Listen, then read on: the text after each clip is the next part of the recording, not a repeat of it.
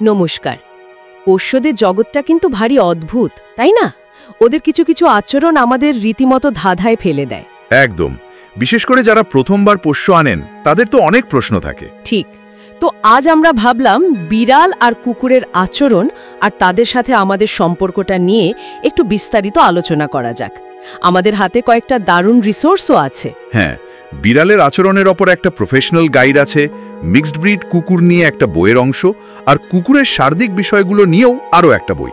আমাদের উদ্দেশ্যটা হলো এই সব জায়গা থেকে জরুরি তথ্যগুলো একসঙ্গে করে একটা সহজ আলোচনা করা, মানে পোষ্যরা কেন কেমন আচরণ করে, নিজেদের জন্য সঠিক পোষ্য বাছা, কিছু কমন সমস্যা সামলানো, এইসব আর কি। আর অবশ্যই মানুষ আর পোষ্যদের মধ্যে যে একটা গভীর টান তৈরি হয় সেটার কথাও বলবো।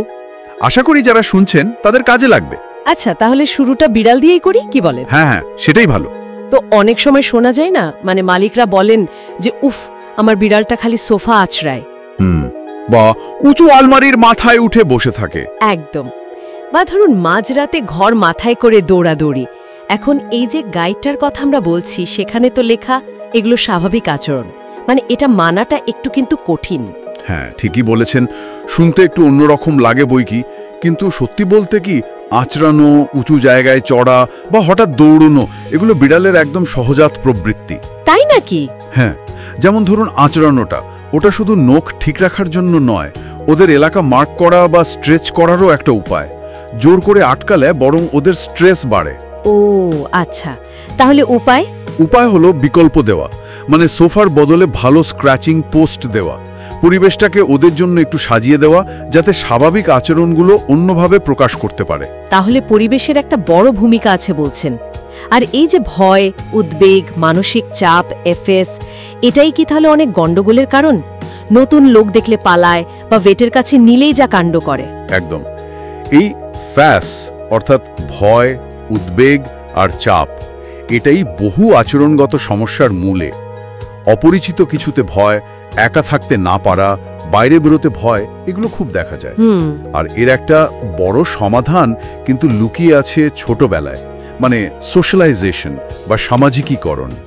অল্প বয়সে যদি বিভিন্ন মানুষ, শব্দ, পরিবেশের সাথে আস্তে আস্তে ভালোভাবে পরিচয় করানো যায়, তাহলে পরে এই ভয়গুলো অনেক কম হয়, অনেকটা টিকার মতো কাজ করে। বুঝতে পারছি। আচ্ছা, আর আগ্রাসন, মানে রেগে গিয়ে অ্যাটাক করা, কখন এটা স্বাভাবিক আর কখন চিন্তার? খুব ভালো প্রশ্ন। দেখুন, নিজেকে বা বাচ্চাকে বাঁচাতে অ্যাটাক করাটা স্বাভাবিক, কিন্তু যখন কারণটা বোঝা যায় না বা রিয়াকশনটা খুব বেশি মনে হয়, তখন সেটা সমস্যা। কারণ কি হতে পারে? ওই ফ্যাস তো আছেই, এছাড়া হতে পারে কোনো কারণে খুব ফ্রাস্ট্রেটেড, বা শরীরে ব্যথা আছে, বা এমনকি খেলার ছলেও শিকারী মেজাজে আঁচড়ে কামড়ে দিতে পারে। বিশেষ করে মানুষের উপর রাগ দেখালে সেটা অবশ্যই সিরিয়াসলি নিতে হবে। এই সমাধানটা কিসের উপর নির্ভর করে?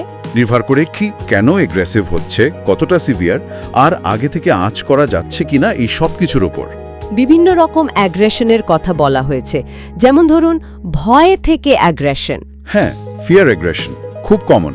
যখন বিড়াল খুব ভয় পেয়ে যায় বা কোণঠাসা বোধ করে, তখন ডিফেন্সিভ হয়ে হিস হিস করে, কান পেছনের দিকে নিয়ে যায়, দরকার হলে থাবা বা কামড়ও দেয়।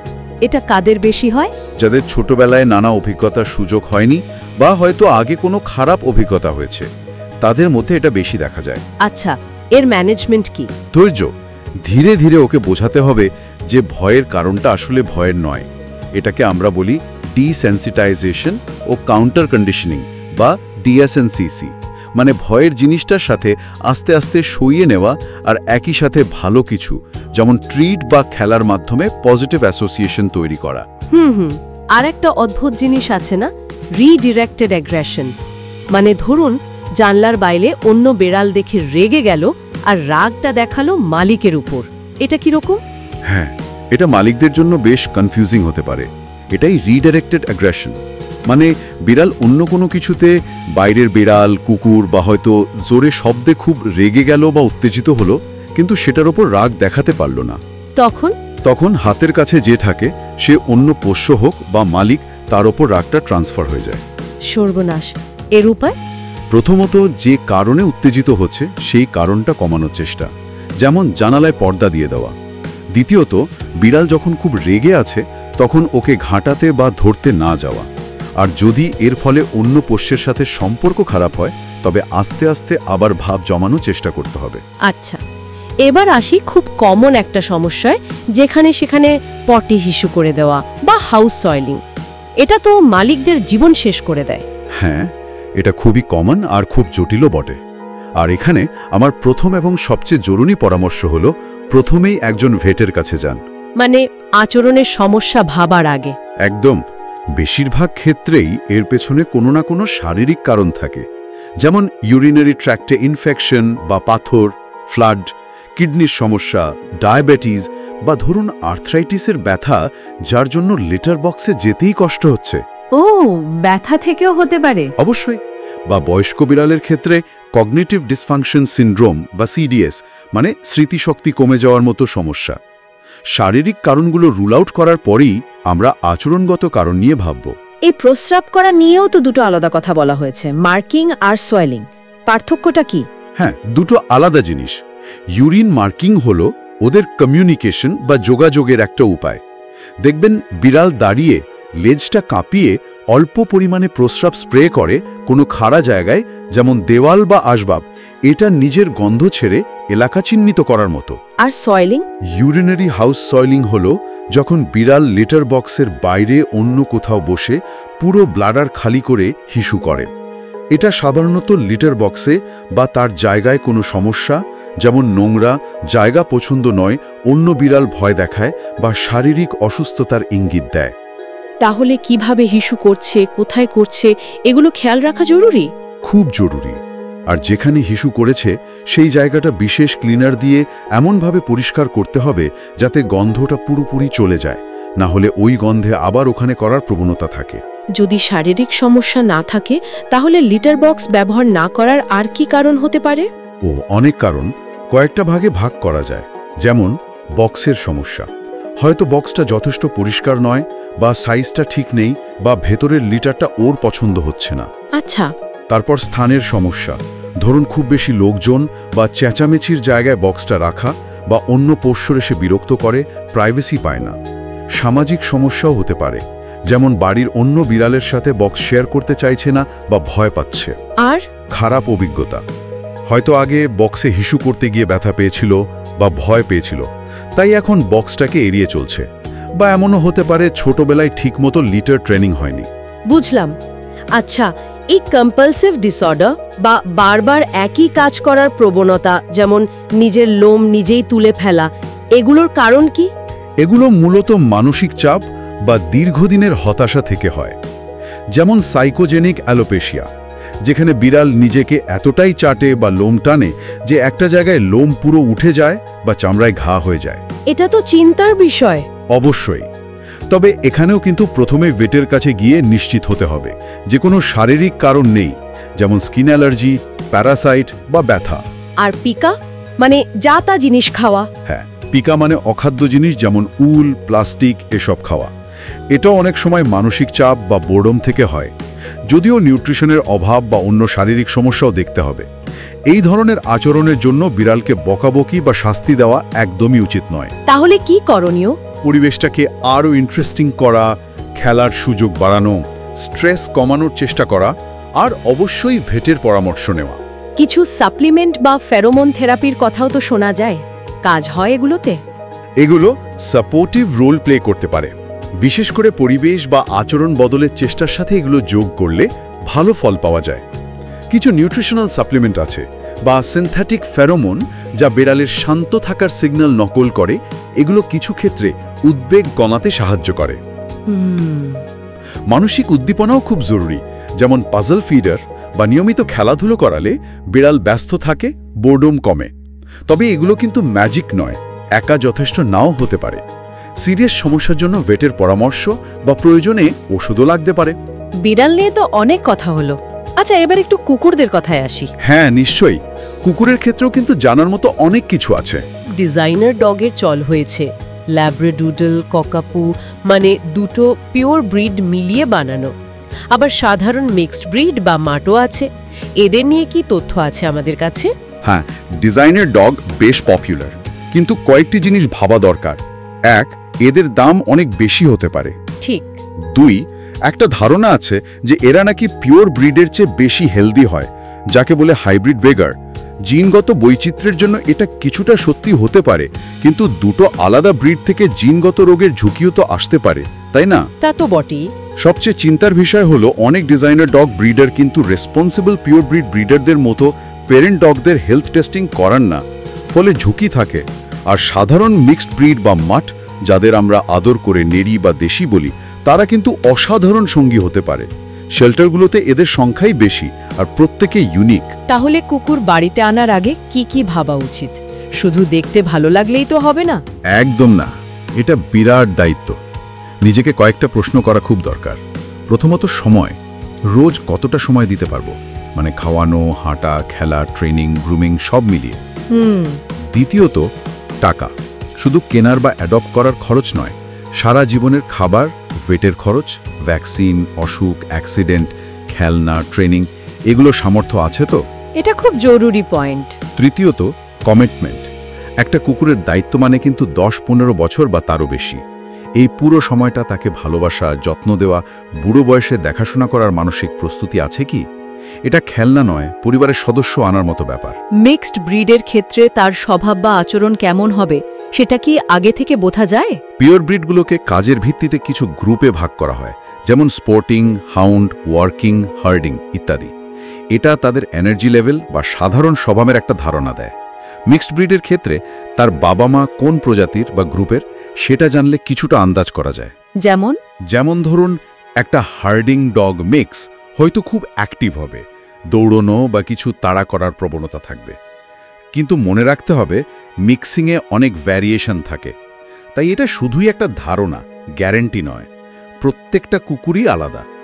আচ্ছা, কুকুর ছানা নেওয়া ভালো নাকি একটু বড় কুকুর, আর মেল না ফিমেল, এগুলোও তো লোকে ভাবে। দেখুন, দুটোতেই সুবিধা অসুবিধে আছে।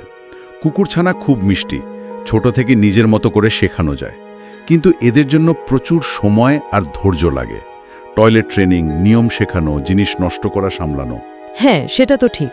অন্যদিকে একটু বয়স্ক কুকুর হয়তো আগে থেকে কিছু জানে, তুলনামূলকভাবে শান্ত হয়, কিন্তু তার পাস্ট হিস্ট্রি আমরা জানি না।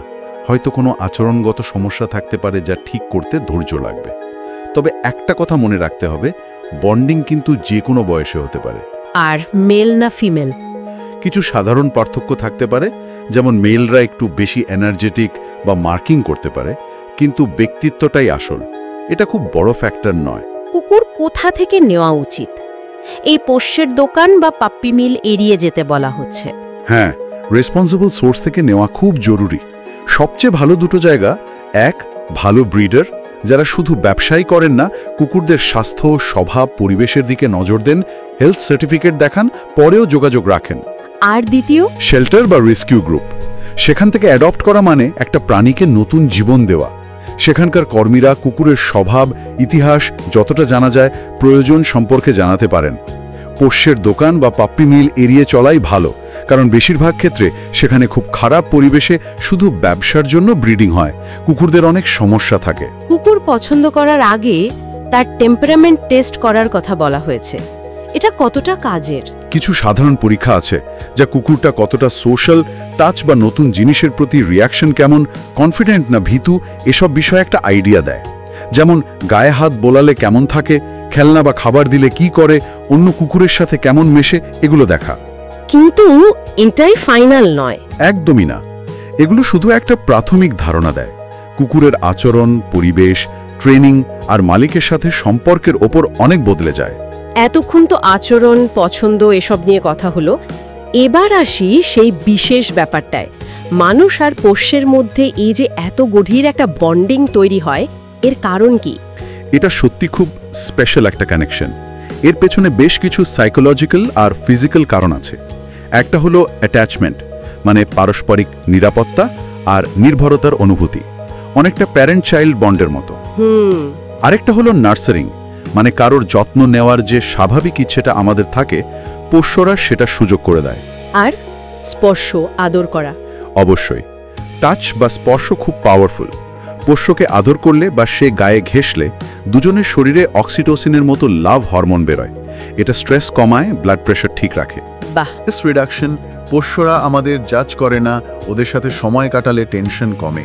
আর কম্প্যানিয়নশিপ বা সঙ্গ তো আছেই।